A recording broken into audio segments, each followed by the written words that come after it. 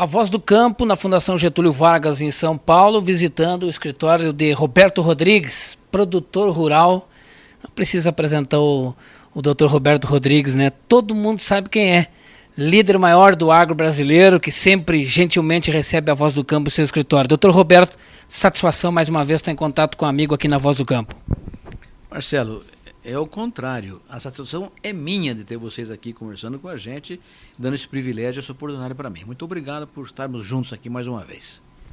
Em meio a uma safra especial na vida dos produtores brasileiros, uma safra com muita produtividade, com uma produção que chama a atenção. O que lhe parece como produtor rural? Quando nós estávamos conversando, o senhor estava contando da sua propriedade, da sua lavoura. Olha, meu filho me ligou da média que está dando lá na fazenda. O Roberto Rodrigues, produtor rural, como está vendo essa safra? De duas maneiras. Uma, olhando o Brasil, o país. E isso significa um enorme orgulho que nós, agricultores, estamos tendo, porque estamos sustentando o Brasil. Mais uma vez, quem vai sustentar a economia brasileira é o agronegócio, a agricultura, a atividade agropecuária. Uma safra extraordinária, com produtividade agrícola altíssima em todos os estados brasileiros, graças a um padrão tecnológico que o nosso produtor rural aprendeu a usar. O produtor rural brasileiro hoje sabe que sem tecnologia não vai competir nunca. Então, o meu olhar para o agronegócio, para a agricultura e para o Brasil é um olhar de orgulho, de grande satisfação pela contribuição que estamos dando para o bem do país. O outro olhar é um olhar para dentro de casa, né? Uma safra muito grande, com alguns problemas acontecendo, entre os casos o câmbio. Está despencando o câmbio. Hoje estamos com um câmbio em torno de R$3 por dólar e não é impossível imaginar um câmbio caindo um pouco mais, a $1, R$2,9, o que significa uma perda de renda.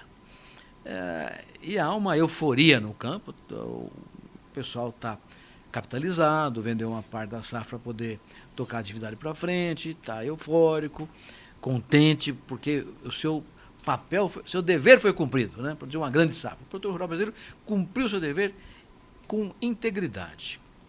Mas nós vamos ter que exportar mais de 60 milhões de toneladas de soja.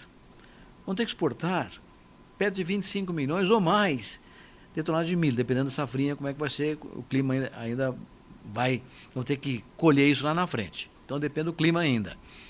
Mas somadas as duas tendências de soja e de milho, pode ser que a gente tenha que exportar aí 90 milhões de toneladas. E isso não pode se concentrar numa hora só.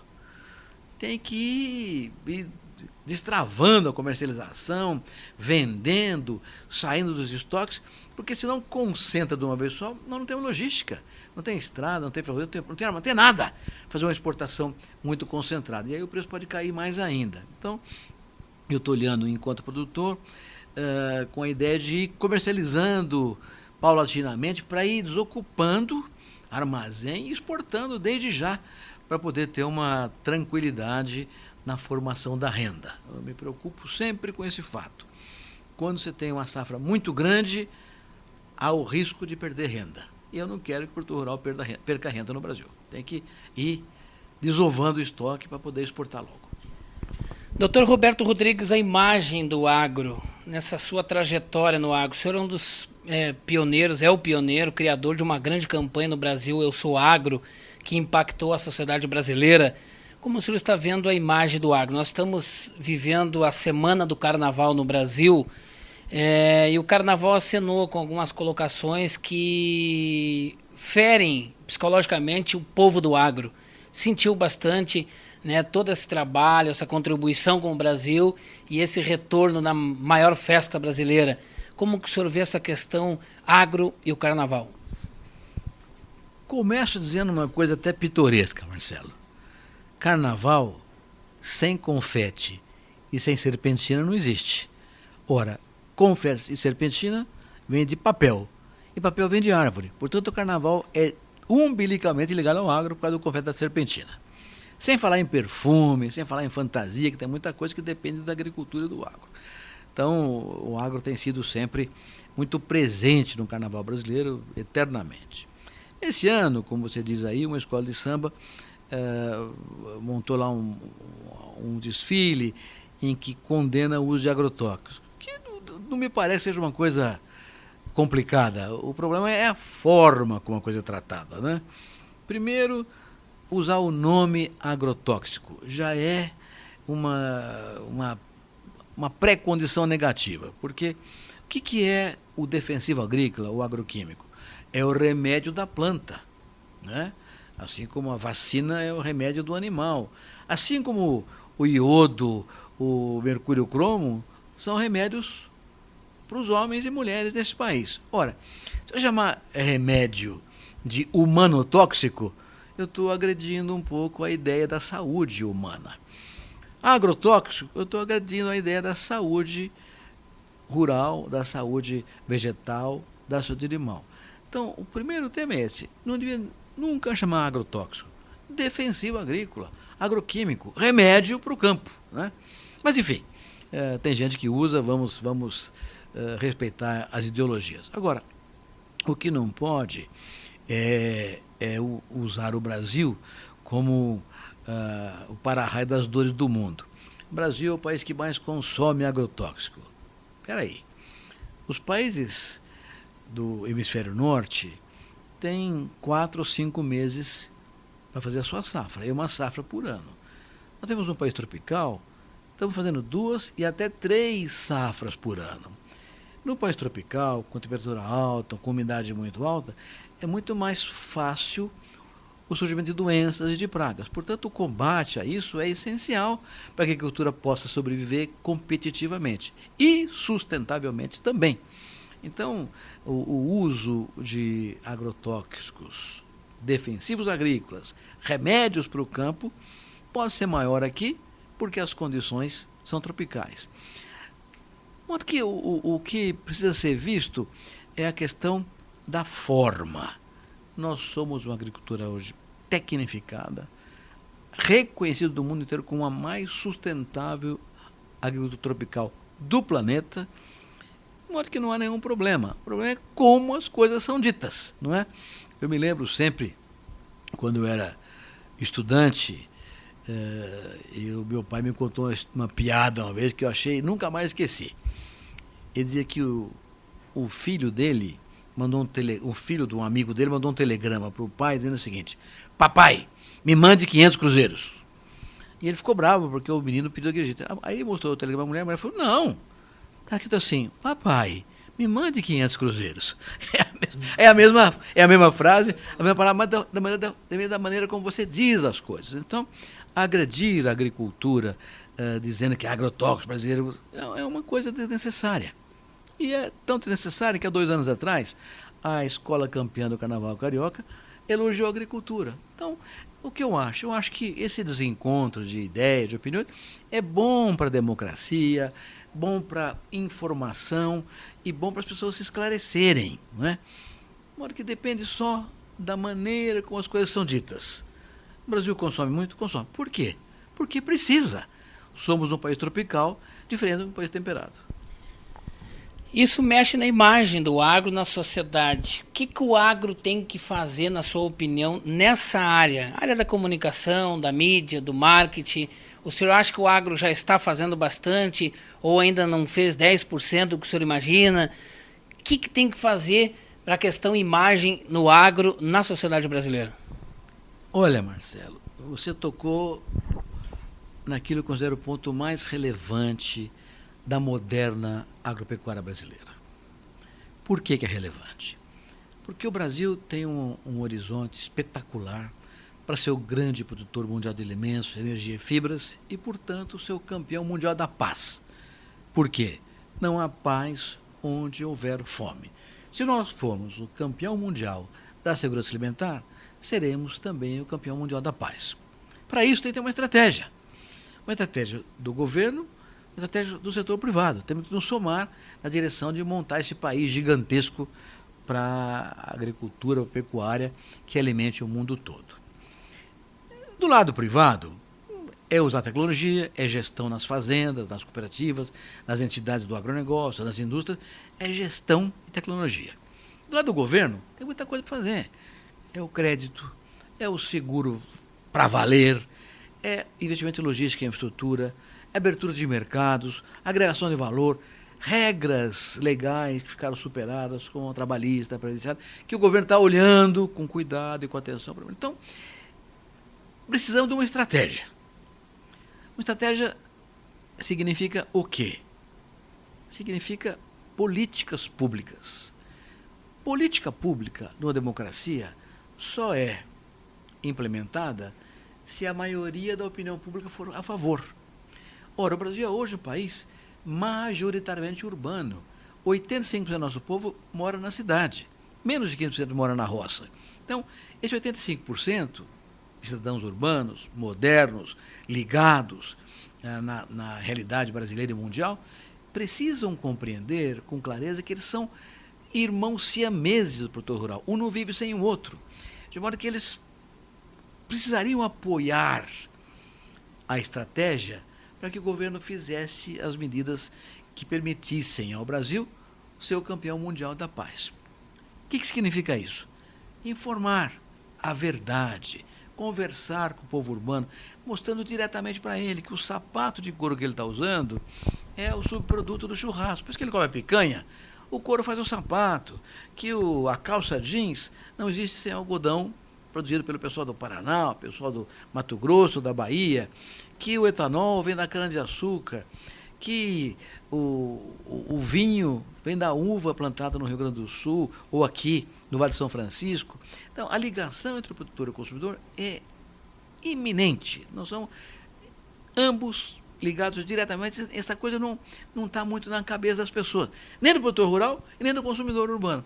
Então, eu acho que a comunicação que você sugere, que você pergunta, é essencial para que ambos, o produtor saiba que ele não existe sem o consumidor e que o consumidor saiba que a vida dele só seguirá em frente se tiver o produtor. Um depende do outro visceralmente. A comunicação tem que ser nessa direção, aproximando o produtor e o consumidor numa via clara, transparente, que informe com verdade. Não dá espaço para mentira, para má-fé, para safadeza de interesses que são contrariados pelo progresso do agro brasileiro. Francisco Villa, nosso parceiro da Voz do Campo, diretor da Sociedade Rural Brasileira, também conosco aqui, Villa. Bom dia, Marcelo, obrigado. Eu queria pegar um gancho aqui, aproveitar a presença do ministro, além de ele ser um grande professor de comunicação. Ele uma vez me falou que eu teria que entender porque é tão difícil para o produtor se comunicar, porque ele exerce uma função relativamente isolada. Ele não trabalha numa loja, não trabalha no escritório, não trabalha numa fábrica. Então, ele de manhã sai, faz o seu trabalho e volta à noite. E eu vejo uma outra necessidade de comunicação, uma comunicação horizontal. O produtor junto com os outros produtores e esses produtores ao longo das suas respectivas cadeias produtivas. Eu gostaria de perguntar ao professor Roberto, que era presidente da OCB, que era presidente da Confederação Internacional, que viajou 150 países, para responder mais uma vez uma pergunta que já fiz várias vezes: por que não tem uma maior adesão, um maior número de produtores ao sistema cooperativo? Porque hoje, com a incorporação da tecnologia, existe uma tendência natural de concentração das produções, tem que ser economia de escala, etc. E o homem no campo sozinho não consegue mais dar resposta a todas essas questões. Não chegou o momento, e qual seria a estratégia certa para dar um reforço, um salto no cooperativismo, como nós temos na Itália, como nós temos na Alemanha, na França, e aqui parece que não avançou tanto como eu estava esperando uns 10, 15 anos atrás. Ô Villa, você coloca um tema que é muito caro para mim, que é o cooperativismo, né? Eu presidi cooperativa singular há 40 anos atrás. depois central, depois organização estadual, organização nacional e mundial. Eu vivi em Genebra 4 anos, onde era a sede da Aliança Cooperativa Internacional. Eu viajei o mundo inteiro ver cooperativa. E hoje eu tenho claro que a cooperativa é o reflexo da sociedade onde ela está inserida. Se ele está numa localização em que existe o espírito associativo, a cultura da associação, da integração, da solidariedade, ela vai embora e ninguém segura a cooperativa. Se ela se localiza num lugar em que as pessoas são egoístas ou isolacionistas e não se preocupam com o companheiro, não olham para o lado, a cooperativa morre. Se ela está num lugar que os governos compreendem que o papel da cooperativa é o papel de organizar a sociedade sob a ótica econômica, tem apoio do governo e vai para frente, de maneira como parceiro, não como filho do governo, como parceiro do governo. Está numa reunião que o governo não quer que a sociedade se organize, porque assim ele domina melhor a sociedade, a cooperativa não vai para frente. Então depende muito da localidade, do grau de educação e cultura em que a cooperativa se localiza. Ora, se você olhar o que acontece no Rio Grande do Sul, Paraná, Santa Catarina, uma parte de São Paulo, é exatamente isso. São estados com migração europeia, com a visão associativa e que compreenderam uma coisa que você tocou de leve aí na tua fala, e que é o seguinte: com a economia globalizada, é cada vez menor o resultado financeiro por unidade de produto agrícola, por causa da competição e da globalização. De modo que, via de regra, a renda do produtor se faz pela escala. Ora, por definição, o pequeno não tem escala. Então ele está condenado à morte? Não está condenado à morte. Ele pode fazer a sua escala em conjunto com seus companheiros, com seus irmãos de profissão, com aqueles que são seus aliados no seu trabalho, via cooperativa. A cooperativa gera a escala e agrega valor ainda, participando dos mercados interno e externo de maneira muito mais consistente e profissional, que o próprio autor sozinho não consegue fazer. Então você tem toda a razão. O cooperativismo não é uma saída para o produtor rural. Com os tempos bicudos que vivemos, de crise e de globalização, a cooperativa é a saída para o produtor rural. Crédito rural, por exemplo, é um negócio típico. Mas num país como a Holanda, 100% do crédito rural vem de cooperativa. A França, 80%, o Canadá, mais de 80%. Mesmo os Estados Unidos, que é um país capitalista, 45% do crédito rural vem de cooperativa de crédito. Japão. E nós ainda estamos encaminhando nesse processo, mas estamos crescendo. As cooperativas de crédito vão ganhando credibilidade, vão avançando, com o apoio do Banco Central e vão crescendo. Mas precisa de muito mais. Podemos crescer muito maior do que isso. Tem que tirar a ideologia do cooperativismo e olhar o ideário. Sem ideologia, só com o ideário. E aprendendo o que é claro. Cooperativismo é educação, cultura, é o compromisso solidário com os seus companheiros. Só assim avançaremos.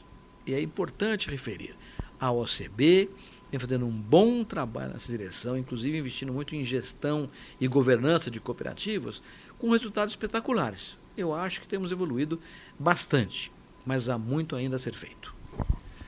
Doutor Roberto, o produtor rural tem que falar, e não só falar, mas participar de política partidária nas suas regiões, no seu município, na sua fazenda, na sua região. O que o senhor pensa sobre essa questão, produtor rural e a política? Marcelo, tudo que a gente faz na vida é política. Política até na casa, até com a mulher a gente faz política, não é? Quando negocia com a mulher da gente, onde vai passar o fim de semana, que colégio que o menino vai estudar, tudo na vida é política. A política é intrínseca à natureza humana. Então, todos temos que fazer política.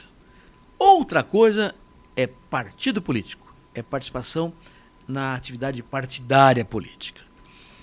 Isso ainda é um processo que estamos evoluindo no Brasil, nós ainda estamos engatinhando a democracia republicana, estamos aprendendo bastante. Porém, o produtor rural tem que ter clareza de que seus representantes, sobretudo o parlamento, vereadores, deputados estaduais, federais, senadores, precisam estar comprometidos com o produtor rural. Não é discurso de candidatura. Não, é compromisso anterior. Você tem que olhar o candidato e falar, bom, esse candidato aí, ele sempre esteve do nosso lado, então tem que votar nele. Ah, apareceu, o cara está prometendo, esquece. O cara quer vem prometer só na hora da eleição, esse cara não serve para a gente. Então, o compromisso político do produtor rural é escolher seus representantes com clara preocupação em relação ao seu envolvimento com a agricultura. O produtor rural defende a agricultura, o candidato defende a agricultura, sempre defendeu? Esse é o meu candidato. Aquele que aparece para pedir voto na última hora, esse não serve. Então, isso é essencial. Agora, não há nenhum impedimento em que produtores rurais que têm uma ambição política se inscrevam em partidos políticos e disputem a eleição. Nenhum problema. Nenhum problema. Acho que é bom também. Mas sou contra a criação de um partido da agricultura, um partido cooperativo, como já tentou-se no Brasil e em outros países do mundo. Nunca funcionou. Porque isso é corporação. E corporação é da Idade Média. Nós estamos no século XXI, não cabe mais corporação nesse processo. Entidades do agro brasileiro, nível de atuação, a sua opinião sobre as entidades, a atuação das entidades do agro no Brasil? Tem evoluído. Eu acho que até mesmo a questão da gestão das entidades tem evoluído. Elas hoje defendem modelos direcionados para tecnologia e governança, estão preocupadas com legislações obsoletas que têm que ser reformuladas, com políticas públicas igualmente a serem modernizadas. Então, há uma liderança boa no Brasil hoje, modernizada, competente. Aliás, a própria CNA, que é o nosso órgão de cúpula da agricultura, criou até uma ideia que eu sempre defendi e propus a eles, um conselho de entidades, para que todos trabalhem na mesma direção, usando a mesma linha de raciocínio e a mesma defesa de interesse, para impedir o que já aconteceu no passado, cada um puxar a brasa para uma sardinha diferente. É o que o governo gosta. O governo gosta do quê? Que você não se entenda, porque ele não tem que dar nada para ninguém. Se você se entender e levar uma coisa única, ele vai ter que, de alguma forma, responder as questões. Então, eu acho que nós estamos hoje num processo de evolução desse entendimento. Fizemos isso durante a Constituinte, e eu presidia a Frente Ampla da Agropecuária Brasileira. Foi um sucesso, porque tinha uma unidade da agricultura. Hoje, isso está voltando a acontecer sob a liderança da CNA e estou muito entusiasmado com isso. Aliás, é esse mesmo processo que permitiu o crescimento e a modernização da Frente Parlamentar Agropecuária. Tem até um instituto de estudos hoje que soma a atividade privada com o parlamento. Isso é essencial na democracia, em trabalhar junto, entidades, parlamento, governo e até judiciário. Talvez seria interessante, professor Roberto, dar mais uma pincelada sobre a recente experiência da constituição do Conselhão, onde o senhor conseguiu, com muito êxito, incluir o agro como um quarto ou quinto tema. Seria bem interessante, porque mostra como o novo governo está levando a sério o setor. Vila, muito obrigado. Já é uma interessante oportunidade de comentar isso, porque é um fato que quase ninguém conhece, né? Porque está muito fechado ainda. Mas o presidente Temer reorganizou o Conselhão, fez uma primeira reunião e eu fui convidado a participar do Conselhão, reorganizou o Conselhão e fez uma reunião dia 29 de novembro. Eram 88 participantes presentes de um conjunto de 92, quer dizer, quase todo mundo foi na reunião de 29 de novembro. O presidente presidiu a reunião inteira e disse com clareza, olha, esse Conselhão é um organismo que foi criado com o objetivo do quê? De aconselhar o governo. Por que chama Conselhão? É para aconselhar o governo.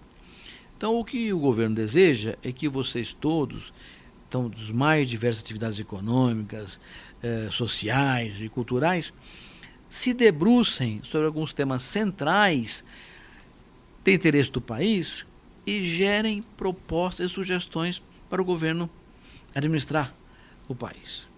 Ok, essa foi a discussão. Foi a manhã inteira conversando sobre isso. No par da tarde, os conselheiros foram divididos em 8 grupos, e os 8 grupos receberam uma lista de problemas que o governo gostaria que eles discutissem. Eram 14 problemas. Eu estava lá num grupo. Quando eu recebi a lista, eu vi que o agronegócio não estava. E imediatamente reclamei com o presidente da reunião, que era o ministro Padilha. E, ministro, O agronegócio representa 1/4 do PIB, 1/3 dos empregos do país, é quem salva o saldo comercial, é quem gera riqueza e renda em todas as regiões do país, e não é considerado como um tema importante pelo governo. Ele falou, olha, a ideia é que cada grupo, e eram 8 grupos, né, escolha 3 temas desses 14 aí. Mas fica autorizado aos conselheiros de cada grupo incorporarem, se quiserem, um 4º tema. Não é obrigatório, mas quiser colocar o 4º tema, coloca o 4º tema. O meu grupo, por pressão que eu fiz ali na hora, incorporou o agronegócio como um 4º tema. Bom, terminado o trabalho dos grupos, reuniu-se a plenária do Conselhão para escolher 3 temas daqueles 3 que cada grupo tinha escolhido, quais seriam os temas a ser desenvolvidos pelo Conselhão. Foi uma reunião de mais de 1 hora para discutir e acabamos não conseguindo escolher só 3. Ficaram com 4 temas, porque houve empate, então ficaram 4 temas. Que temas são esses? Primeiro, competitividade. Segundo, ambientes de negócios, educação e desburocratização. 4 temas. E aí, como os grupos tinham apresentado um outro tema opcional, o Padilha disse o seguinte, olha gente, não dá tempo de escolher mais um 5º tema. Então eu vou levar ao presidente da República todas as propostas que surgiram aqui, para ele ver se vai incluir algum ou não vai incluir mais algum tema. Passados uns 15 dias, me ligaram da Casa Civil, aqui na Getúlio Vargas, dizendo que o presidente tinha escolhido o agronegócio. Só que houve um problema. Como aqueles 4 temas tinham sido escolhidos no dia da reunião do Conselho, os conselheiros foram instados a se inscrever, cada qual, num dos 4 temas. De modo que quando surgiu o 5º tema, não tinha mais conselheiro para se inscrever.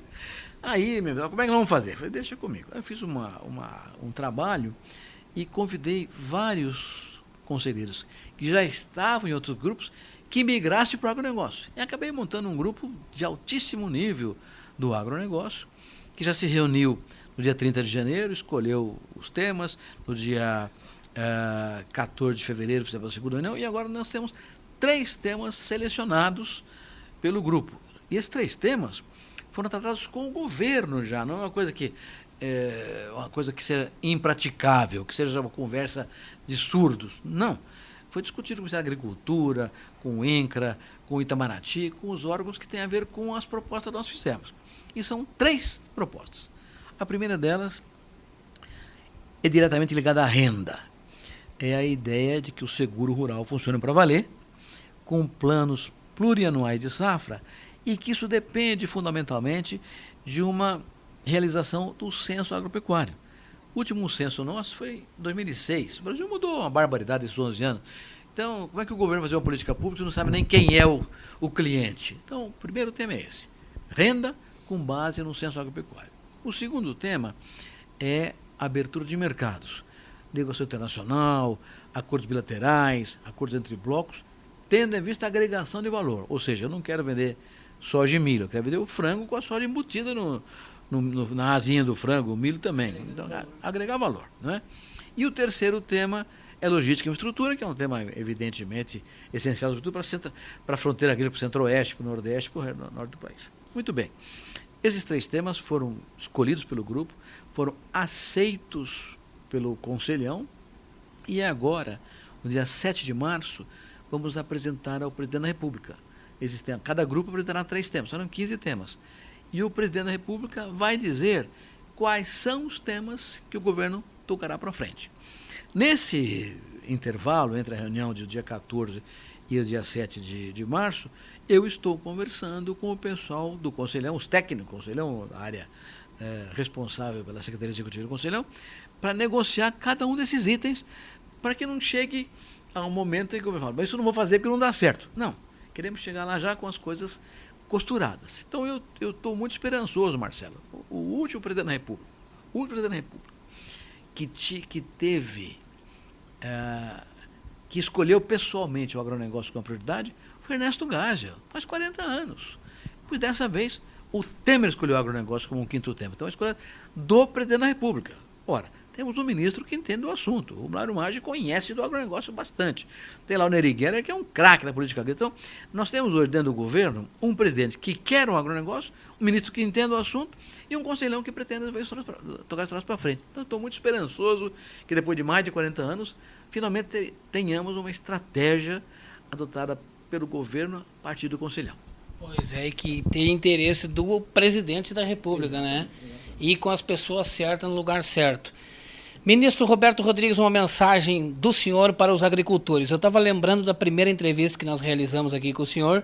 Eu estava no mapa só o Rio Grande. Hoje o senhor está vendo o mapa da Voz do Campo que vai avançando pelo Brasil, e a nossa expectativa é uma rede nacional de rádio, o que não é fácil, é um desafio gigantesco, mas estamos trabalhando, empenhados nesse objetivo aí de construirmos essa rede de integração através da comunicação. Eu digo que a gente está contribuindo muito com a união do produtor rural, porque através do programa todos do Mato Grosso, Centro-Oeste, São Paulo, Rio Grande do Sul, Paraná, Santa Catarina estão ali ligados e interagindo conosco, como agora, ouvindo esta entrevista com o senhor. Uma mensagem do senhor a esse agricultor que nos ouve.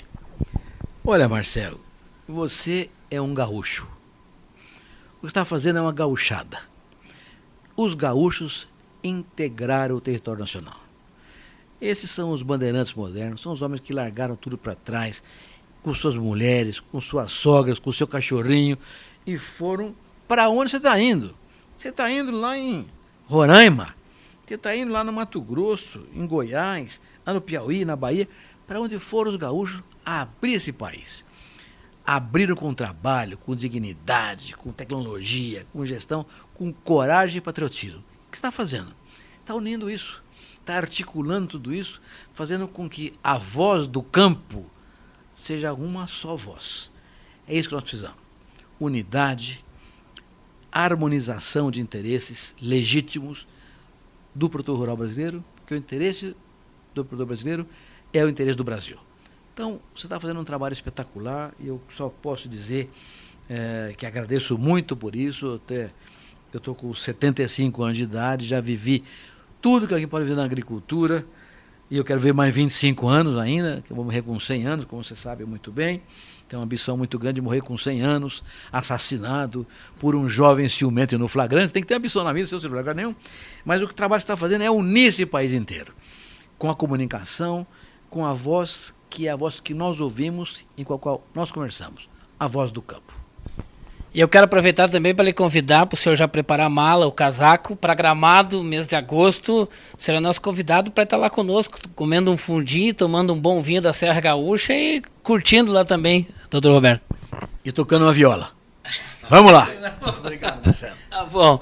Roberto Rodrigues, uma sumidade do agro brasileiro, aqui na Voz do Campo, junto conosco Francisco Villa, sempre parceiro deste projeto inovador de comunicação.